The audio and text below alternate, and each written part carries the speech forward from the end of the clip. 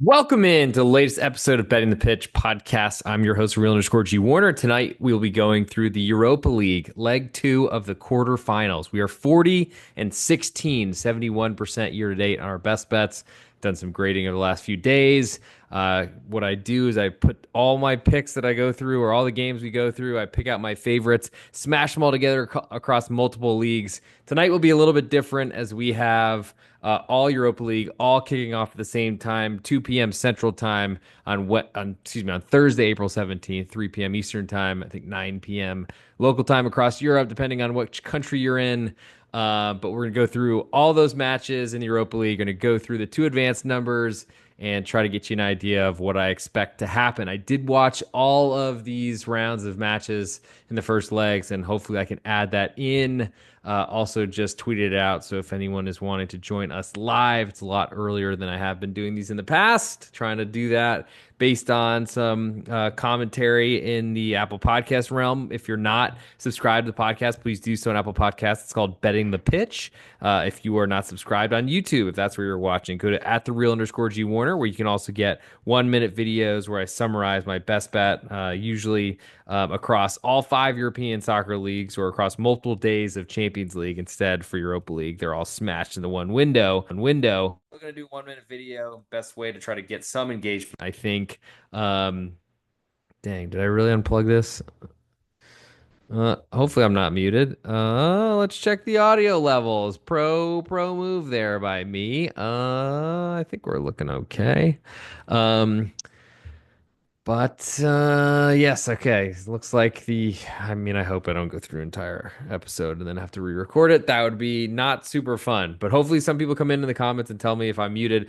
But anyway, for those of you I guess watching or listening after the fact, just know that if you're hearing this now, then hopefully it worked. But yes, I'm gonna go through the one lone window of Europa League, pick out a best bet, and try to improve on a 40 and 16, 71% year to date.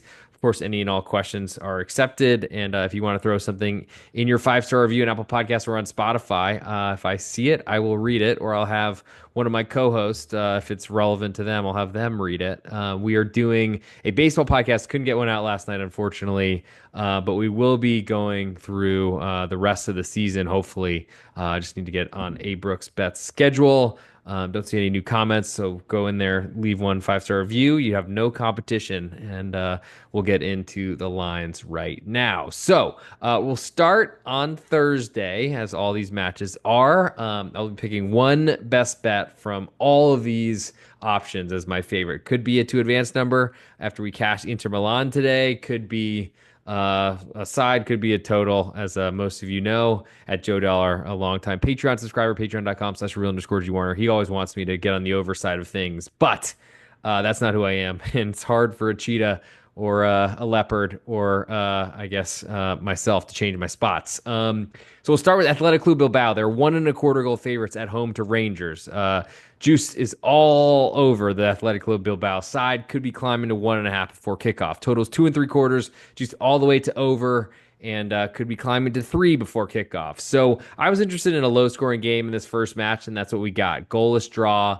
A lot because Rangers took a red card. One of their central defenders, Davy Proper, I want to say, maybe not Davy, but something like that. Proper. I have him previously with a head injury that bothered him against Fenerbahce, but then took a red card, and that was that early in the match. But Rangers, unfortunately, they kind of wasted their home leg. But I think if you could give a team with 10 players against one of the best clubs in Spain a far higher budgeted league than Scotland, the Scottish Premier League, I think you probably take the 0-0 draw if you're Rangers management, who's looks like an absolute scrub in terms of hairstyle and patchy beard, which I guess is hard for a lot of people to grow beards. So maybe I shouldn't be that slighting of somebody else who's trying to join the beard gang. But just like the most dressed suit possible, like Peaky Blinders style, with some guy looked like he was just mugged someone on the street. But that's the manager of Rangers. Certainly not Philippe Clement, formerly of Monaco, bald guy with no facial hair that I can recall. And I got to say, might have been a masterclass in managing, considering to get a goalless draw as a big underdog, even at home in the Europa League. was well done. And I think Rangers now go on the road, certainly without that center back. Probably will not be playing as he's suspended. But the goal is to try to keep Athletic Club Bilbao out as long as possible. If you can make it 90 minutes, you can guarantee yourself 30 more. Then you can maybe get to penalty kicks, and that's huge for Rangers. They are huge underdogs here, though. So Rangers, I'd bet as a +1 underdog with an under 3. Bet both of them correlated, but not parlayed when they went to Manchester United. And their goalkeeper punched a corner kick into his own net. Huge mistake for the first goal of the match. Rangers end up equalizing, and then a late goal from Bruno Fernandes, I believe, for Manchester United, and that was resulted in a push on both the side and total.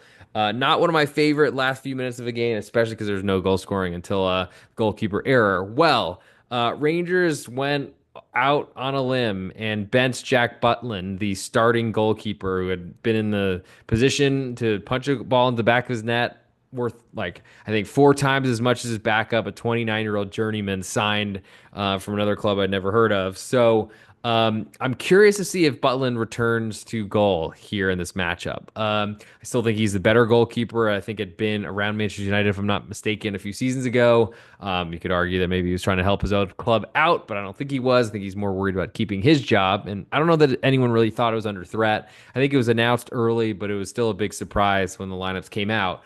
So the big question is, how are Rangers going to play down a center back, which there's not a ton of depth in the Scottish Premier League lineup compared to what you'd see in Athletic Club Bilbao and La Liga in Spanish La Liga's side. But at this point, I think Rangers are going to go and try to keep this game 0-0 as long as possible. They already made it 90 minutes. Athletic Club Bilbao are a defensive club, have been more offensive because their talent is so significant and so great this year. But I think the big question is how do Athletic Club break through a low block, Blake through a low block, LOL. Break through a low block, enunciation, unique, New York, out now, brown cow.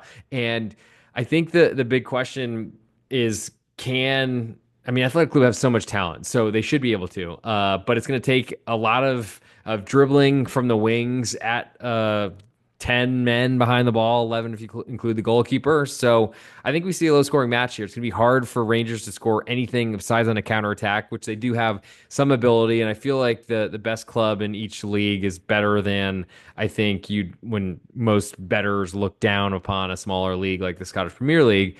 Certainly not the same budgets, but there's talent there. There's a reason why Rangers have made it to the quarterfinals of the Europa League. We're underdogs last round, I believe, to Fenerbahce, but still. I believe in the Ibrox crowd at home. They were huge to keep them level with down a man for most of the match. And Rangers do travel really well. There'll probably be a lot of fights in Bilbao. Hopefully, no stabbings because that seems to be a European thing. Here in America, I guess we just shoot each other, but not that that's better. But at the same time, I think there's a lot of questions about Athletic Club, as they're usually the more defensive side trying to counterattack. That will not work against Rangers because they will let you counterattack because there won't be anything to counterattack, I don't think, unless you counterattack a counterattack. But that's hard to do and really doesn't mean that Rangers will be too far out of position. So, low scoring match that always makes you point towards under and to the underdog. I think away from home, the issues for Rangers as a 1.25 goal underdog is if they fall behind by a goal, they are sending that goalkeeper up late to try to get an equalizer, and that is a big problem. More for the underdog than the under, but big problem for both. That's a relatively low probability event, and a goal being scored in that scenario is not guaranteed by any means. But I think those are things to think about, and that probably puts me more interested in the RFC or Rangers Football Club under 2.75, the current price, as opposed more so than the 1.25 underdog price. Both of these look like they're climbing. I think we could get 3 on Athletic Club, and that's probably on the total, and that's probably the biggest interest for me, more so than a 1.5 would be. I just don't expect Rangers to score or to score 2 goals. And I think if Rangers score, that certainly puts the under at threat and definitely helps the side, of course. But I think a 3-0 victory for Athletic Club is possible here. I think Rangers are going to be devastated by the first goal whenever it goes in. But the longer it takes, I mean, we saw Inter Milan and Bayern Munich with an under today, goalless through 52 minutes, and they scored 4 goals in 26. But at the same time, the talent on this pitch is way different than that one. You could argue the defensive talent is much better on that one too. But I think we have one team that is looking to defend, one team that's looking to score, but has really had a lot of defense in their past and their program or in their club and their style. So I like the under in that matchup probably the most. Before we get off this one, I'll talk about two advanced numbers. So let's go to Rangers plus 415 to advance here, minus 600 to Athletic Club Bilbao. So 600 US will win you 100. In terms of how this number has moved, so initially, I'm in the wrong. Hold on, give me 1 second. Got to switch spreadsheets. Okay, so Rangers were plus four, so they were initially plus 330 heading in to kickoff. I don't think anything really moved. So they've climbed 20%. The juice on Athletic Club from minus 450 to minus 600 or 6 to 1 on or 1 to 6 is an increase of 25% or a decrease, I guess, in terms of your payout. So Athletic Club should be a bigger favorite. They're at home for this leg, and they get to face a team that's missing their best defender or one of their top two starting center backs. And that's a big problem, but we'll see. I think it's going to be a low scoring game, and that gives Rangers a definite chance. Okay, so as soon as I get my mouse off my iPad, I don't know how that happened.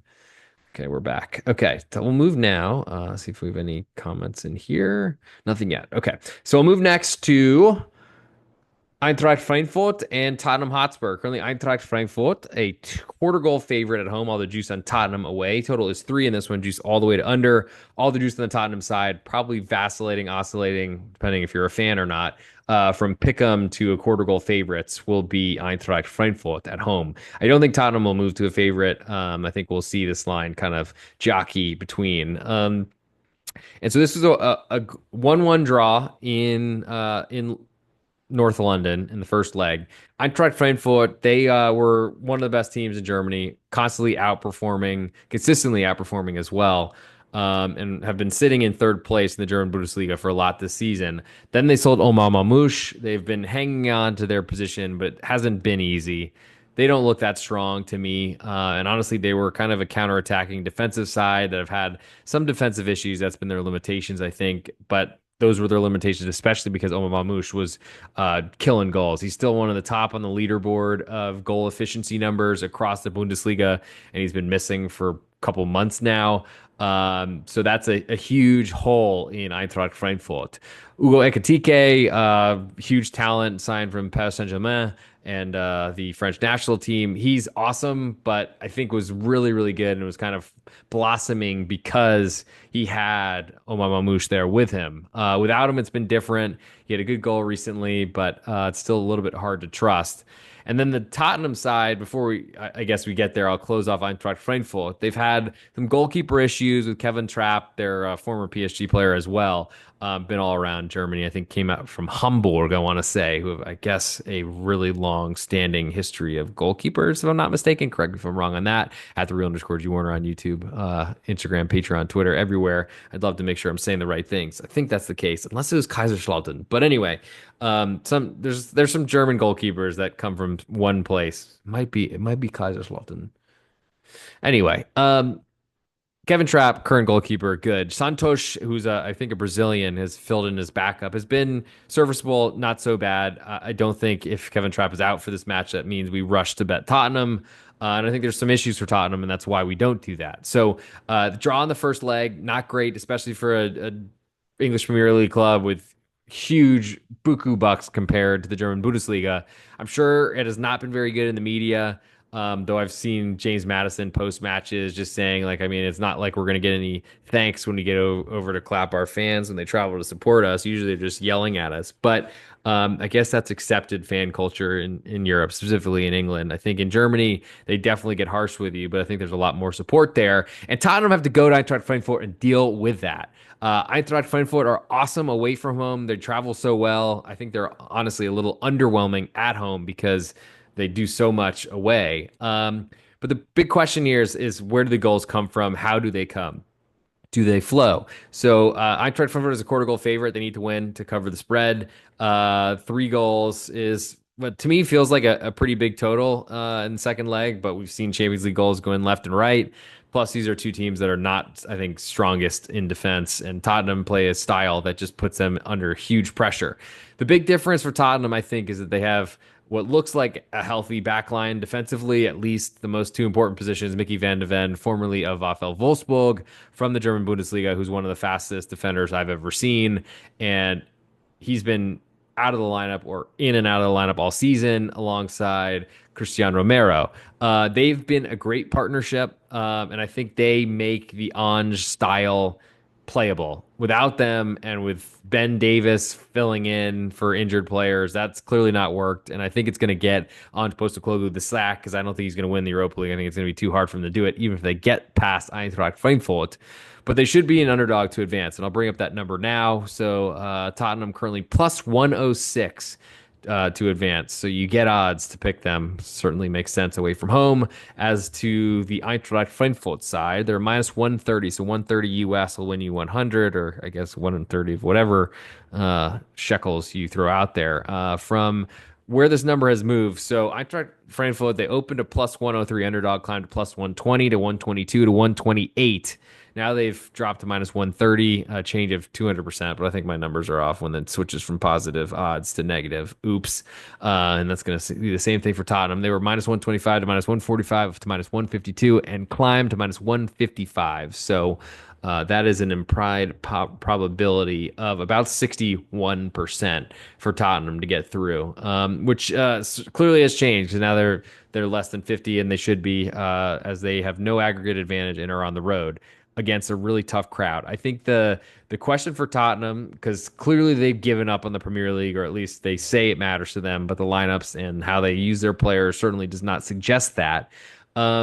This is the biggest competition for them. Eintracht Frankfurt are pretty safe in Champions League in the Bundesliga, but not confirmed yet by any means. So there's a lot on the line here. I think both know that a Champions League berth is would be incredible. One probably essential for Ange Postecoglou to keep his job. From the Eintracht Frankfurt side, would be a nice to have, I think, but the league standings probably puts them in a better place. And I really rather have the less desperate team. I think desperation can work in some scenarios, not so much in the dating world or in the club at 1:45 for a 2 a.m. close, or back when I was in New York City, I was like, oh my God, if I don't have a girl by 2, I need to leave because nothing good happens. Well, a lot of good things happen after 2 a.m., but certainly not in a bar when literally you see this entire just Shark Tank of men just going in after the like one or two single women that are still around. Anyway, probably more than anyone wanted to hear. But thank you for those of you that are live here and with us. But I think from an Eintracht Frankfurt Tottenham perspective, since this is a betting the pitch show, I think we could see a low scoring match here. I like the push on 3. It's very juiced at the moment to the under. At 2 3/4, it's probably enough for me to skip. I think I'm interested still in that under 3. And I guess I like the underdog here, but it's not a strong lean at the moment. So put Tottenham on there at a quarter of a goal underdog. Looks like they could fall to pick them at that point. I think I like Eintracht Frankfurt a lot more. So I'll just delete that and say I'll like under 3 on current numbers. And honestly, I'm waiting for Eintracht Frankfurt to move to a pick 'em. Juice certainly looks like it could do that. The UK dominance financially, or just maybe the market that just likes to bet Premier League teams because they're worth more money. That could come in real good handy, or come in handy here. And we could bet Eintracht Frankfurt at home, where a draw moving to extra time would be your money back. I think there's a good chance Eintracht Frankfurt win this match, advance. So I'm interested, certainly, if they move down to a pick 'em, even if it's juiced or fairly expensive. We move next to Manchester United and the shirt I'm wearing, Olympique Lyonnais. An incredible first leg, 2-2 on aggregate, heading to Manchester. First match was played in Lyon in southeastern France, a place that I had visited and got this shirt a couple of years ago. Thank you for those of you that are coming in live. If you have any comments, feel free to throw them in here, and I'm happy to go through whatever you'd like. But Lyon, so dominant game, took a lead, conceded an equalizer, I think early in the second half, or maybe end of first half, and then were dominating the game, had all the ball. Manchester United were literally just in their own box trying to protect themselves. and one counterattack or just maybe turnover in possession. Uh, I guess you could across, if you will, but just maybe a lofted ball to the back post.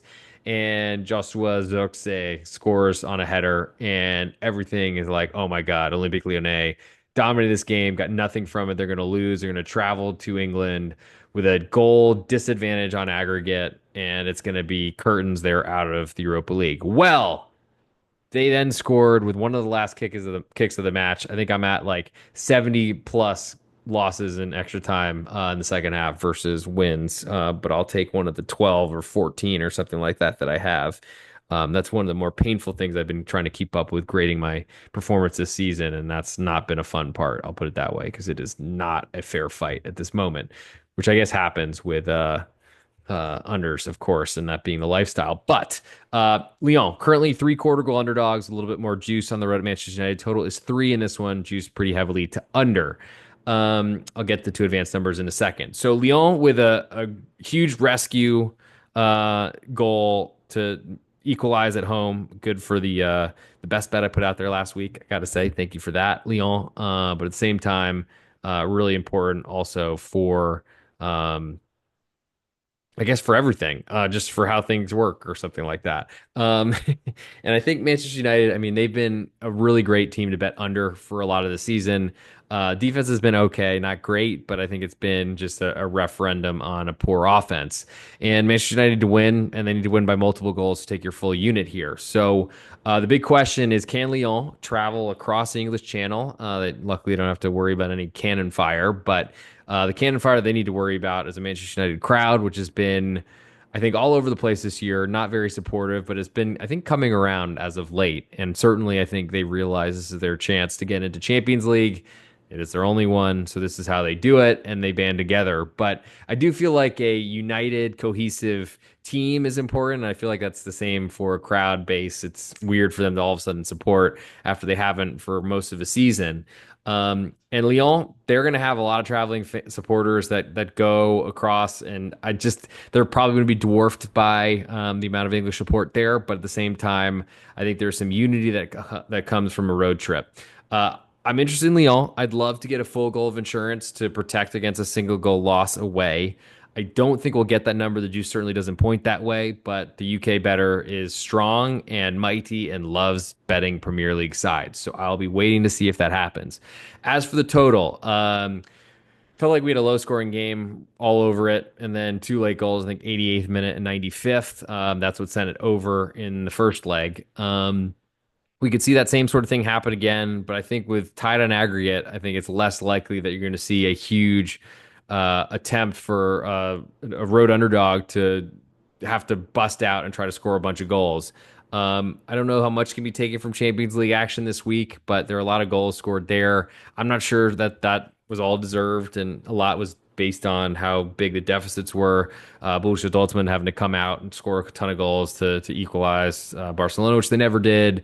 Real Madrid having to do the same against Arsenal, but Arsenal kind of controlled the whole match, and great performance by Arsenal away from home. Um, I think in this case, not the same level of talent or ability or cohesiveness or even clue at these clubs. They're playing in Europa League for a reason, but I think Lyon, I mean, you could talk about desperation for Tottenham. There's also a lot for Lyon, but it's, I think, more surrounding the owner. I think it's filtered into the players a little bit because they know every match is essential for them to collect as much money as possible to stay out of some financial fair play rules or whatever they call them in Ligue 1 in France. And they're in some trouble there. And every round they advance here, they can win a trophy and get into guarantee them some funds for next year that put them their contracts in a much better position instead of having to scurry across the world. But most of these Lyon guys are kids. Besides Alexander Lacazette, pretty much everyone's young and is probably used to trying to grow into a bigger club at a bigger country that pays more money, et cetera, et cetera. With all that said, and there's a lot of it, of course, I like Lyon, three-quarters of a goal underdog, and I like under three.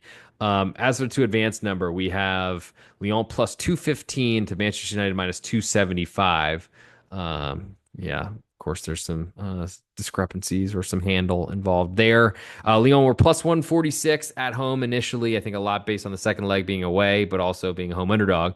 146 climbed to 165, an increase of 11.5%. We're now up 23% from the previous 165 close. But 215, not shocking. It's around what Bayern Munchen were priced, and they were a goal behind going on the road to Inter, which Lyon are a much better position than that. But also, I think there's a lot more belief and faith in Bayern Munchen, and they were Bayern were a favorite in the first leg, even though they were at home. So Inter were an underdog away, as they probably should have been. Lyon were at home, an underdog. Anyway, it's hard to compare apples and oranges, I guess. But regardless, I think there's some value on Lyon if you haven't played them. The problem is they're going away from home in extra time when they're gasping for air, running on fumes. The Manchester United crowd, that's probably the most important place they could be, though Lyon would have covered the spread, getting a draw to force extra time. And then in penalties, a crapshoot. Apparently they're 50-50, but I've lost my last four in a row with two advanced numbers. So we'll see. I'll believe that when I see it. Probably just bad luck, but doesn't feel that way at this point. I think there's probably more value in backing Lyon during regulation to try to force extra time than to play them to advance. Though the plus 215, I'll never really say anything about someone trying to take some odds and having something to root for. So that does it for the third match of four. We still have one left to go. Checking to see if any comments have come in. Thank you to those of you that are with us live. I realize probably better timing is probably better for the live viewers, but and I would love to know if you want to watch live as opposed to listening on Apple Podcasts, Betting the Pitch, or Spotify, Betting the Pitch, or on YouTube at the real underscore G Warner. I would love to know that, and I might do a little bit different in my schedules to try to get this out earlier to give it so that people don't have to be up at 1 a.m. or something like that if you want to be here. Last that we'll go to is Lazio hosting Bodo Glimt or Bodo Glimt. Currently, Lazio 1.5 goal favorites. All the juice on Bodo Glimt. Total is 3, and it's juiced a little bit more to under. So this was the big surprise, I think, of the first leg of Europa League. Bodo Glimt, they were playing in an earlier match, I think, because they play in Norway and it's freezing cold and all these sort of things. But there's not a lot of light there, of course. But they won 2-0 over Lazio's side that were maybe focused on Roma this weekend in the Derby di Capitale in Rome against Roma. And you'll always see that they will go all out for that, especially as you could argue the less populous club in Roma, in Rome, maybe. I don't want to say second club because that would get me in big trouble, and I do have a Roma, I do have a Roma thing behind me, so I'm not trying to start any fights, Lazio fans. I've certainly bet Lazio more than I've bet Roma this season. I'll say that. But I think the big question is, can Lazio overturn a two-goal deficit? Bodo Glimt, they've been a high-scoring team, I think, over the years of the competitions in Europe. I'm not saying I know them very well. I know they play on artificial turf. I've watched a few of their matches this season, going back to last year. I think they were in the Conference League, or at least have been kind of floating around. Sometimes confuse them with Danish club Midtjylland, but Bodo Glimt have been around and have been, I think, a better club that no one expects ever to perform, and they always do. They have Jens Petter Hauge, who had played for Eintracht Frankfurt, but really wasn't playing too much, and ended up moving back, moved to Germany, and then moved back to Bodo Glimt.